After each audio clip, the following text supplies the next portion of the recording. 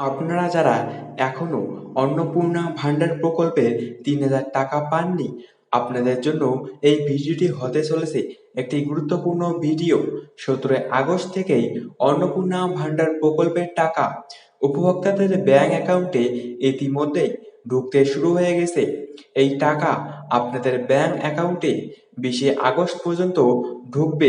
এবারে কাদের কাদের ব্যাংক অ্যাকাউন্টে অন্নপূর্ণা ভান্ডার প্রকল্পের ৩,০০০ টাকা আসতে চলেছে, আজকের এই ভিডিওটি সম্পূর্ণ দেখলেই আপনারা বুঝতে পারবেন আপনারা ২০ আগস্টে কাদের কাদের ব্যাংক অ্যাকাউন্টে অন্নপূর্ণা ভান্ডার প্রকল্পের ৩,০০০ টাকা ক্রেডিট হবে। তো আপনাদেরকে সম্পূর্ণ তথ্য এই ভিডিওতেই দেওয়া হবে। তো ভিডিওটিতে ভালো লাগে থাকে তাকে লাইক করবেন এবং এরকম আপডেট পাওয়ার জন্য চ্যানেল সাবস্ক্রাইব করে রাখবেন। রাজ্যের লক্ষ লক্ষ মহিলার জন্য বড় খবর, অন্নপূর্ণা ভান্ডার প্রকল্পের টাকা নিয়ে সরকার একদম চূড়ান্ত তারিখ ঘোষণা করে দিয়েছে। ১৭ আগস্ট থেকে টাকা দেওয়া শুরু হয়ে গেছে, আর ২০ আগস্টের মধ্যে সব যোগ্য উপভোক্তার অ্যাকাউন্টে টাকা ঢুকে যাওয়ার কথা। কিন্তু প্রশ্ন হলো, যাদের এখনো টাকা ঢোকেনি তাদের কি হবে? কোথায় অভিযোগ জানাবেন? কেন টাকা আটকে আছে? আজকের ভিডিওতে আমি সবকিছু ধাপে ধাপে বুঝিয়ে দেব, তাই ভিডিওটা শেষ পর্যন্ত দেখুন। এবার আসি আজকের ভিডিওর মূল বিষয়ে। সরকারি সূত্র অনুযায়ী ১৭ আগস্ট থেকে রাজ্য সরকার আবার নতুন করে অন্নপূর্ণা ভান্ডারে টাকা ছাড়া শুরু করেছে এবং স্পষ্টভাবে জানানো হয়েছে যে ২০ আগস্টের মধ্যেই যোগ্য মহিলাদের অ্যাকাউন্টে এই টাকা ঢুকে যাওয়ার কথা। মানে কি দাঁড়ালো? ১৭ তারিখ টাকা ছাড়ার প্রক্রিয়া শুরু, ১৮ থেকে ১৯ তারিখ ধাপে ধাপে ব্যাংক অ্যাকাউন্টে টাকা জমা হওয়া, ২০ তারিখ এটাই শেষ তারিখ, এর মধ্যে সবার টাকা ঢুকে যাওয়ার কথা। কেন এত সময় লাগছে?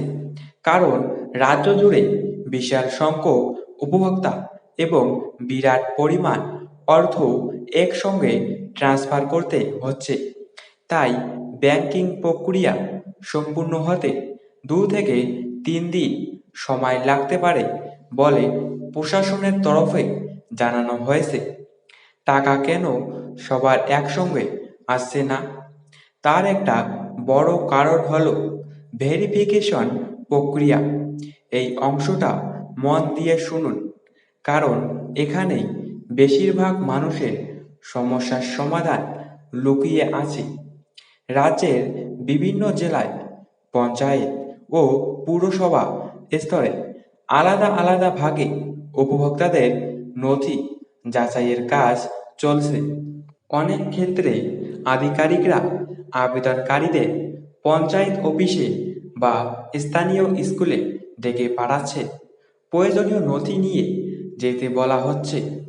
যাদের আবেদন আগে ভুলবশত রিজেক্টেড দেখাচ্ছিল, তাদের অনেকের স্ট্যাটাস এখন আবার আন্ডার ইনকোয়ারি করে দেওয়া হয়েছে, অর্থাৎ পুনরায় যাচাই চলছে। মন্ত্রী পর্যায় থেকেও স্পষ্ট বার্তা দেওয়া হয়েছে যে ভুল তথ্য দিয়ে আবেদনকারী বা প্রকৃতপক্ষে অযোগ্য ব্যক্তিরা যাতে সুবিধা না পান তার জন্য যাচাই প্রক্রিয়া করা রাখা হচ্ছে। যেমন উচ্চ মাধ্যমিক স্তরে শিক্ষকদের স্ত্রী বা আয়কর দাতাদের স্ত্রীদের ক্ষেত্রে যোগ্যতা নিয়ে প্রশ্ন তোলা হয়েছে। এবার একটি অত্যন্ত গুরুত্বপূর্ণ পয়েন্ট আলোচনা করা যাক, কারা এই অন্নপূর্ণা ভান্ডারে টাকা পাওয়া থেকে বঞ্চিত হতে পারেন। যদি আপনার আবেদন করার পরও টাকা না এসে থাকে, তবে নিজের এই প্রধান কারণগুলো থাকতে পারে। ১ নম্বর, আবেদনপত্রে ভুল তথ্য, নাম, ঠিকানা বা বয়সের তথ্য কোনো বড় ধরনের গরমিল থাকলে। ২ নম্বর, ব্যাংক অ্যাকাউন্ট নিষ্ক্রিয় থাকা, যে অ্যাকাউন্ট নম্বরটি দিয়েছে সেটি যদি বন্ধ, ডোরম্যান্ট থাকে বা কেওয়াইসি না করা থাকে। ৩ নম্বর, প্রকল্পের অযোগ্যতা, যদি আবেদনকারী প্রকল্পের নির্দিষ্ট নিয়মাবলী ও যোগ্যতার মানদণ্ড পূরণ না করে